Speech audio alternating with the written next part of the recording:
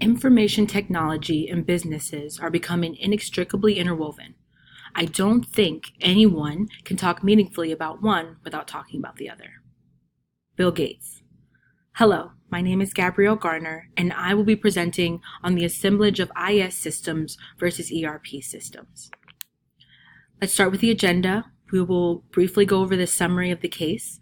We'll talk about the history of the company, Kitchen Co., and we'll be able to really identify some of the problems that they're facing in the ERP system integration.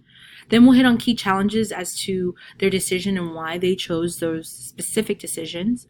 Then we'll move to industry analysis. We'll take a view of the industry, what it means, why they chose the different systems. And then we will move to the solutions and the implementation. After that, we'll go over some possible alternative solutions, and then we will end with closing remarks. So just a formal overview. So traditionally, SMEs do not integrate ERP systems because of organizational size. These are what studies have said in the past, but this case study shows that size is just a small factor of what it goes into that decision making. So Kitchen Co. is the company we will be analyzing. This shows that SMEs did not use ERP because of IT readiness, social norms, and owner. It had nothing to actually do with the organizational size, but other factors really went into play. So just to give a brief history of the Kitchen Co., it is a South American company, and it designs, manufactures, and installs kitchen products.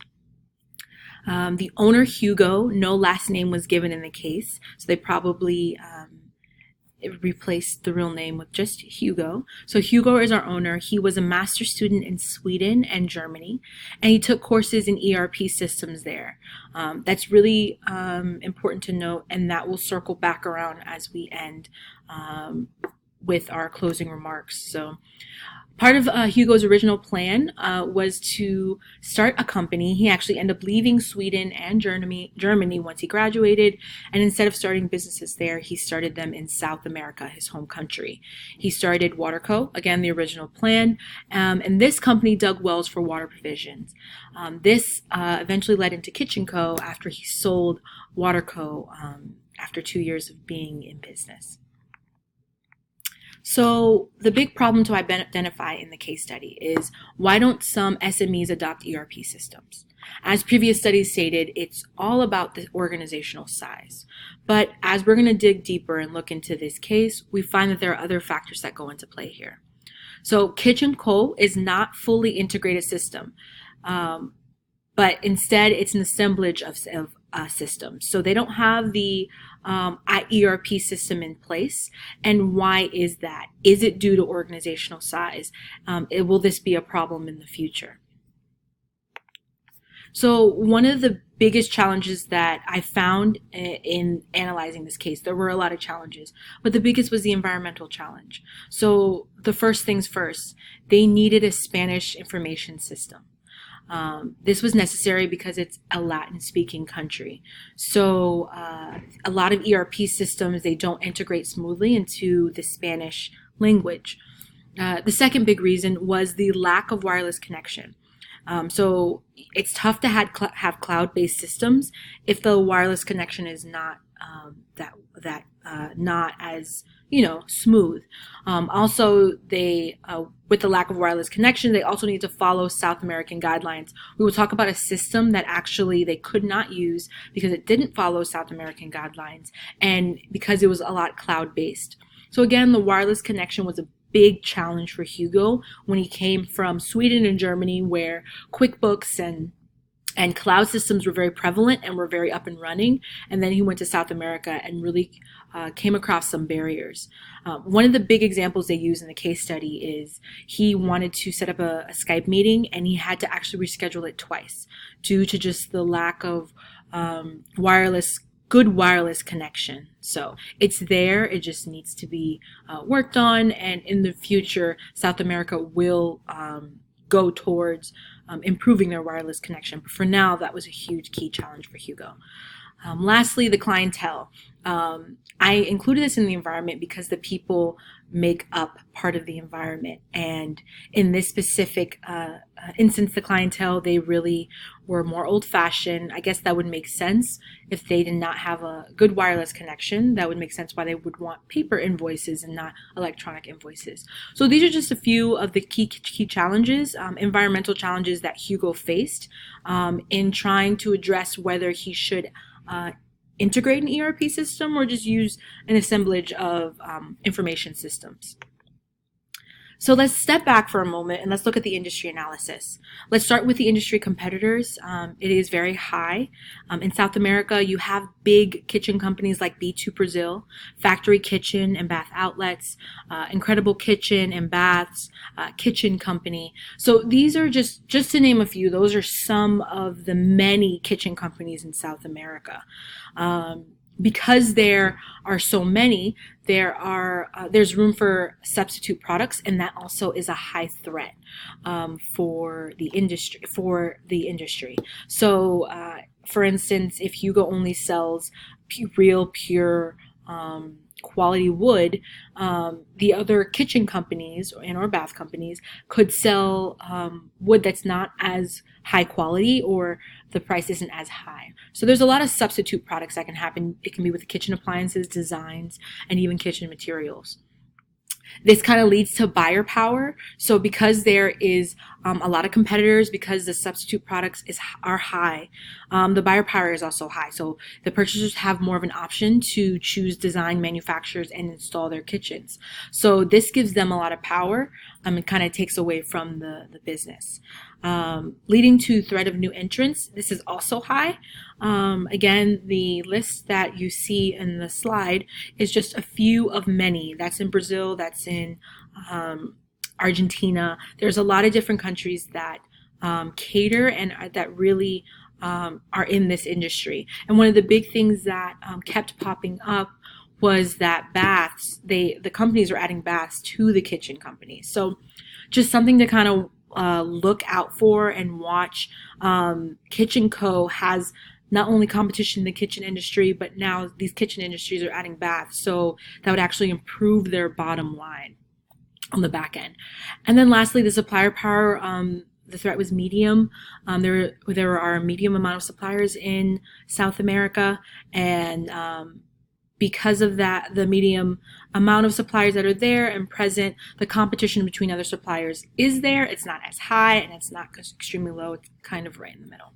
So that's kind of a broad overview of the industry analysis. This is extremely important when you're looking at specific companies and why they make the decisions they do. So the solution that Hugo made was not to use ERP systems. And so while ERP systems, they provided efficiency, the lack thereof provided flexibility, customer-specific attention, like customization, and more control for Hugo and employees. So let's kind of break those down. So flexibility kind of goes along with more customization.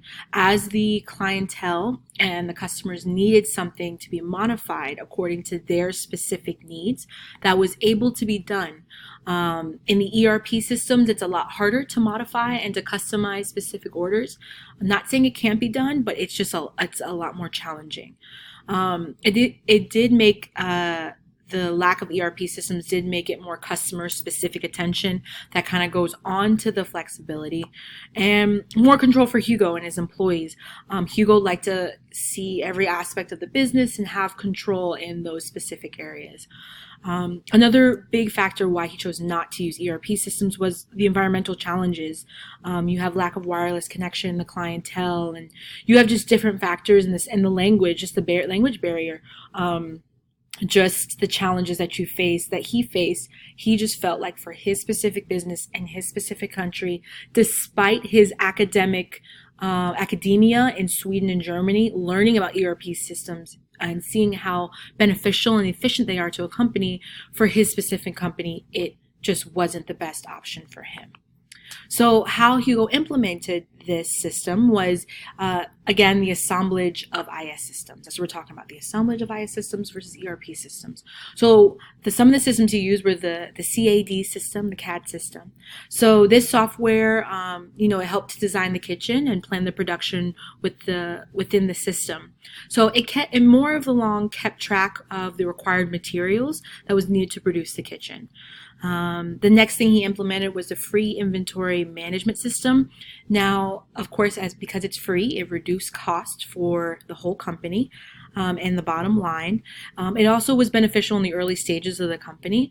But what Hugo really liked about this free inventory management system and why he chose it was because it was easy to set up, and they had a lot of built-in options, and they had an IT system where if they needed help, they can always call for it. The account system, this is basically a form of QuickBooks. Now, the reason why they didn't use QuickBooks was because it was not compatible with the tax system or the language of the country. So the accounts system was actually extremely compatible with the country, and it had that language. And also QuickBooks runs a lot of cloud-based information, and again, the lack of wireless connection just didn't really suit the company. Then you have Excel and manual assistants. They can kind of go in together. They decided the one thing about the CAD system is you could modify and manually enter data. That was something that Hugo did like. But then just going back to Excel and the manual assistants, they could put in the data as they chose to, as they pleased to, and give the customers a specific care and attention that they wanted. So I came up with a couple possible alternatives. One was to upgrade to Xero. Xero is an account system like QuickBook, but very similar to QuickBook, but in South America. So it actually follows the tax systems of the country and the language of the country, and it's a lot faster.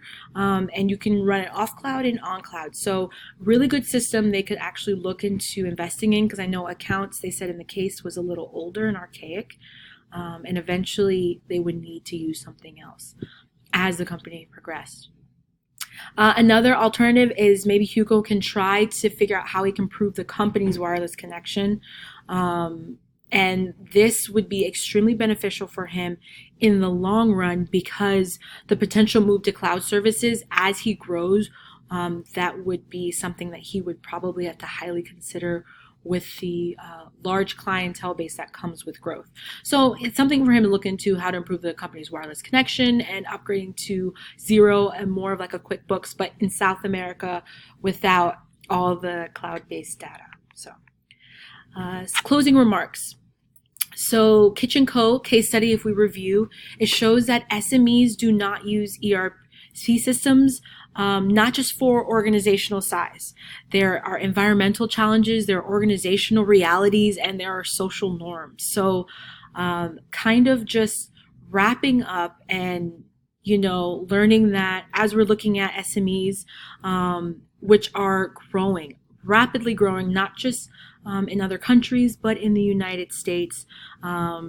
The small businesses, you think about the technology businesses like Uber and Lyft and Snap, who started off at these small little companies and they grew. Some of the challenges that they faced integrating systems, Hugo had to assess. And right now at this point in the company is trying to survive. They are a small company, and some of the decisions that he made was based on the current environment and the current systems that are in place within that specific country in South America. So that is my case. Thank you so much. I really appreciate you listening to me. If you have any questions, feel free to email me at ggarner3@fau.edu. I look forward to getting any questions that you have, and thank you for listening. Have a good day.